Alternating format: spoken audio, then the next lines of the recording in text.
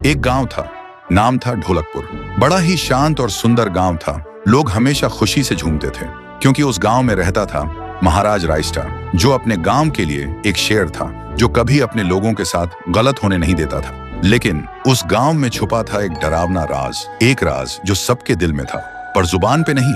गांव के बीच एक सूखा हुआ पेड़ था जिसे लोग कहते थे श्रापित पेड़। ना कोई उसके पास जाता, ना कोई उससे आंख मिलाता। हर पूर्णिमा के अगले दिन उस पेड़ के नीचे एक लाश मिलती थी। लोग कहते, रात में कोई आता है और लाश छोड़ जाता है, लेकिन कभी किसी ने कुछ देखा नहीं, और देखता भी कैसे। जो देखता वो अगले दिन पेड़ के नीचे होता था। एक दिन रायस्टार ने ठान लिया, बस अब और नहीं, इस राज का अंत मैं ही करूंगा, क्योंकि ढोलकपुर का नाम मिट्टी में मिल रहा था। फिर एक पूर्णिमा की रात रायस्टार चुपके से जाकर पेड़ के पास बैठ गया। रात के 2 बजे एक आवाज आई, Tung tung tung tung tung tung tung tung tung सहूर।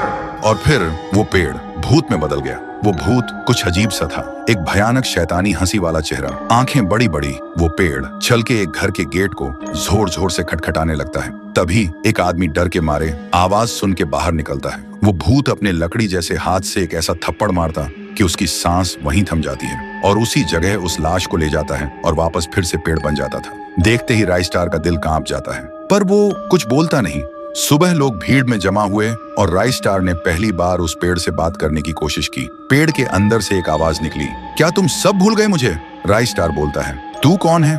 पेड़ बोलता है, मैं हूँ ठुन ठुन ठुन साहुर। एक वक्त था जब मैं भी इस गांव का एक प्यारा सा बच्चा था, लेकिन 100 साल पहले मुझे इसी पेड़ से रस्सी बांधकर उल्टा लटका दिया गया, गांव वालों की आंखों के सामने, और मेरी मौत को तमाशा बना दिया गया, सिर्फ इसलिए क्योंकि मैंने एक राज देख लिया था जो लोग छुपाना चाहते थे।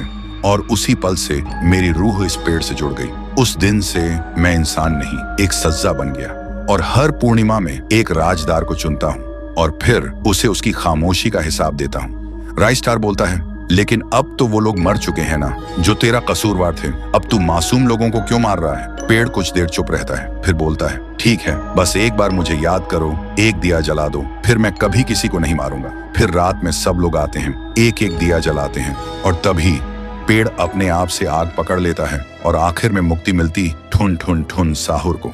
उस दिन के बाद गांव में कभी कोई लाश नहीं मिली। हर पूर्णिमा में लोग एक दिया जलाकर उसकी यादों को जिंदा रखते हैं, क्योंकि अगर भूल गए तो सपने में एक आवाज सुनाई देती थी, Tung tung tung tung tung tung tung tung tung सहूर।